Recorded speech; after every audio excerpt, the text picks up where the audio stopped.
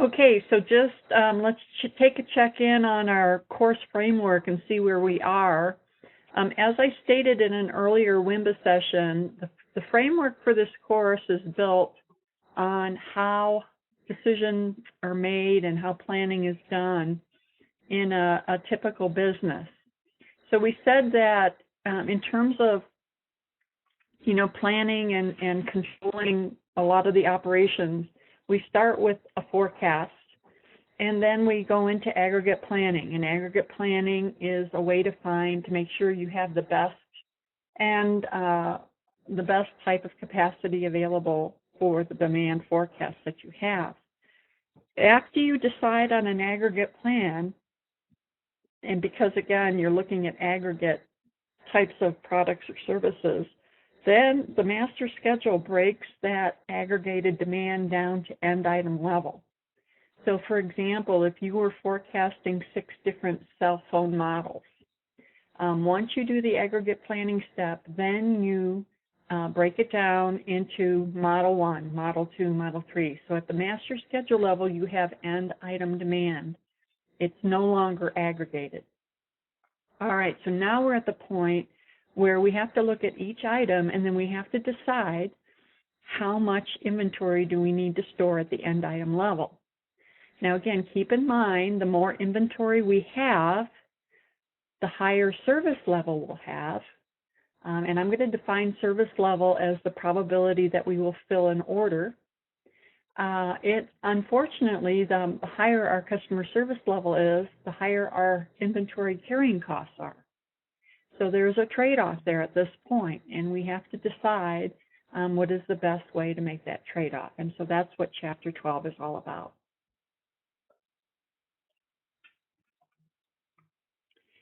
All right, so if you read Chapter 12, it talks a lot about what types of purposes does inventory serve. First and foremost, we carry inventory to meet forecasted demand.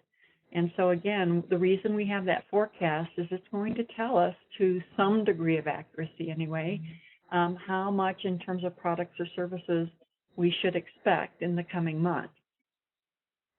The second one, to smooth out process requirements. You may have different steps in the process that work at different speeds. And so, again, you might want to, if you have one process that runs half as fast as another, you might want to have some inventory to kind of balance out the faster one from the slower one, just so that you don't starve a downstream process that might run faster. To decouple operations would mean, again, it's just kind of like you can either decouple them through different parts of a system, or they can even be right next to each other, but again, it just allows one step to run while the other step, again, may not be either running or within the same geographic area. Stockouts, again, are just when we don't have inventory. So keep in mind that when we make a forecast, there is still going to be some error. And so let's say that our forecast is 100 units and we have an accuracy of 5%. All right, so if we make 100, there's a 5% chance, or there's going to be maybe 5 units more. If we have, for instance, a forecast accuracy of 5%, that means it can be as high as 105, it could be as low as 95. And so if we only make 100, then there's still a chance that we've overproduced by 5 or underproduced by 5. And so what we do to protect ourselves against that error that we're going to have in our forecast is we carry inventory. Order cycles would be an example of, we might, for instance, if we buy a product or service, at like every month we do a resupply or something like that, we may just trigger a reorder independent of what we have, just to take advantage of some efficiencies in the ordering process. And then we can do the same thing with price, and we're going to look at quantity discounts, where we can buy more, at a lower price and still save money.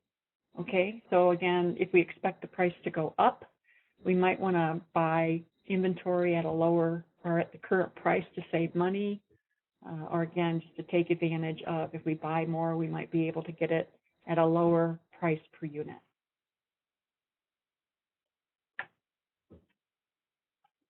Okay, so we've talked a little bit about costs. Well, what are the costs? The first type of cost is the holding cost, or sometimes it'll be called CC, carrying cost. And these are any costs associated with storing the items.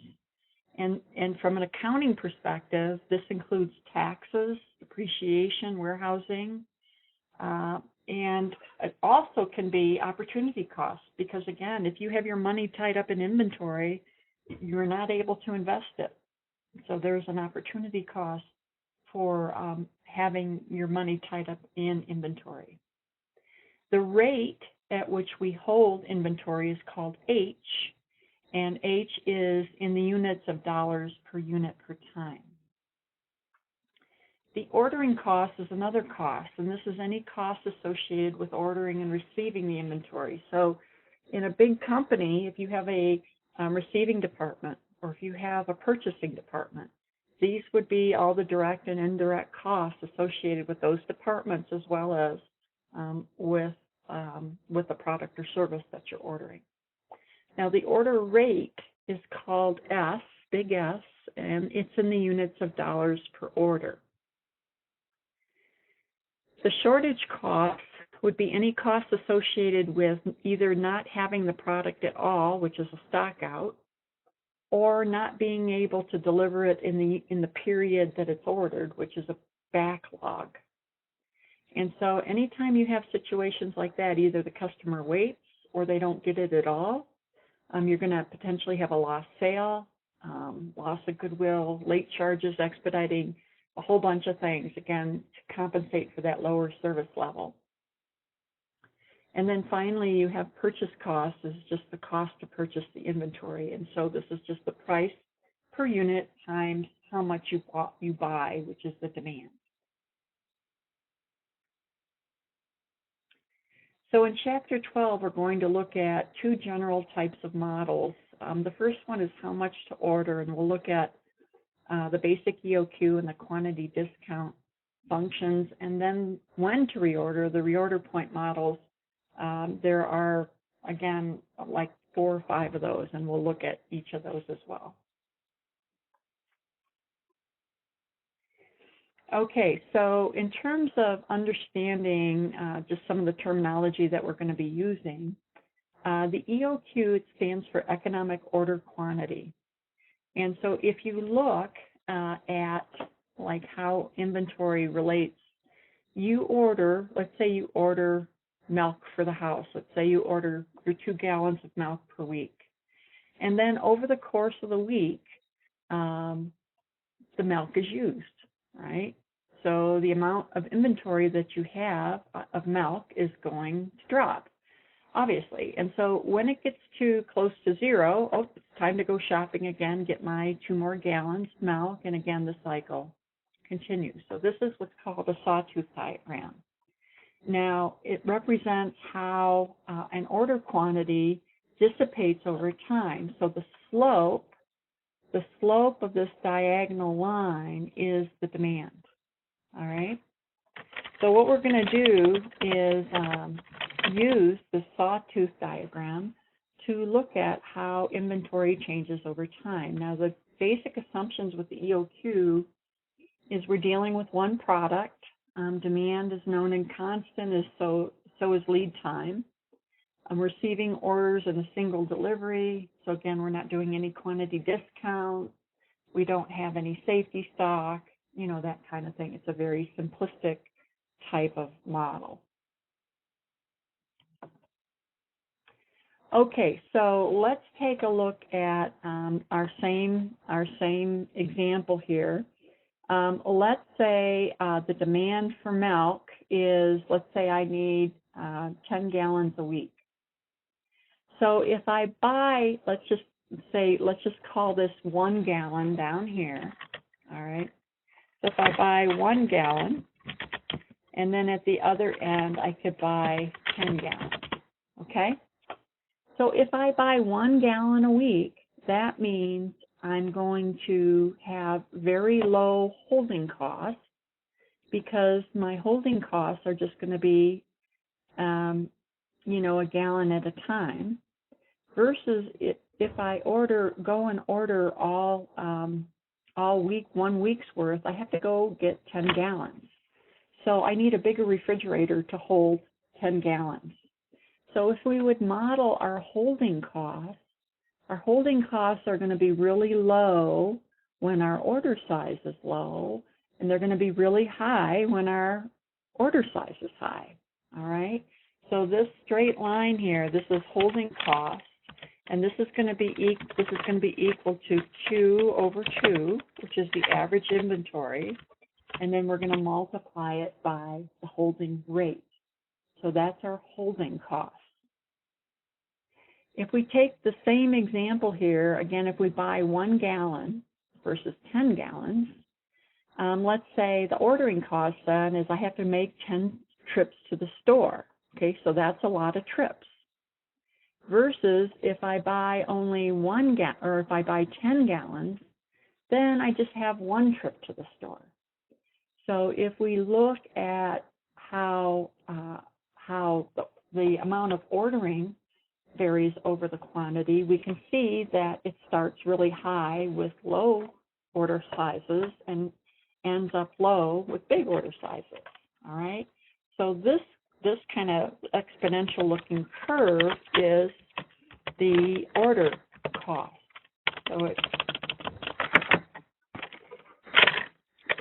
I got running into my phone line here. So this is going to be D over Q times S. All right? And that's supposed to be a big S. Sorry about that. And so if I look at, so then this is my holding cost and my ordering cost. And so if I look at total cost, that's this line up here. All right? And you can see that there is a minimum here in my total cost curve. Okay? And again, the total cost would just be the sum of the ordering cost plus the holding cost, all right? So you can see the minimum total cost is going to be where the ordering cost intersects with the holding cost. And this quantity where that intersection occurs is called the EOQ, all right?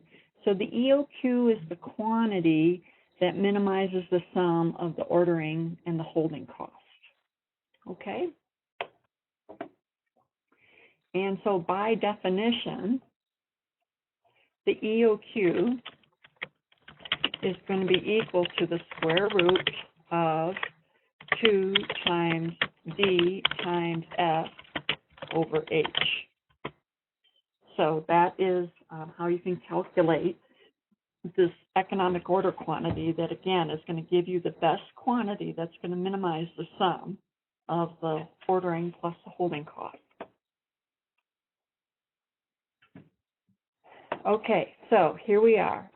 So I just kind of talked a little bit about, this is the EOQ formula, where D is the demand, F is the order cost or ordering rate, and H is the holding rate. The other formula that you will need is the total cost formula, which is, again, just the ordering cost plus the holding cost. All right, so as an example, if you look at problem 12.5, it gives us that demand is $19,500 a year. The ordering rate is $25 an order, and the holding rate is $4 per unit per year. So they ask, again, what is the economic order quantity? And so again, if you calculate that out, you get 494 workbooks. And then it wanted to know what the annual holding costs were and what the annual ordering costs were. All right, so again, I've shown you how to apply each of those with the information given. Now, one thing I will caution you about is that demand has a time unit on it, as well as the inventory holding costs have a time unit on it. These time units have to balance or be equal to each other in order to use this EOQ formula. So for instance, you could not use demand per month and holding rate per year. You're either going to have to convert the demand to annual demand or the holding rate to monthly. So again, just make sure those time units cancel out, and you should be able to, again, directly employ these formulas to calculate your total cost as well as your EOQ.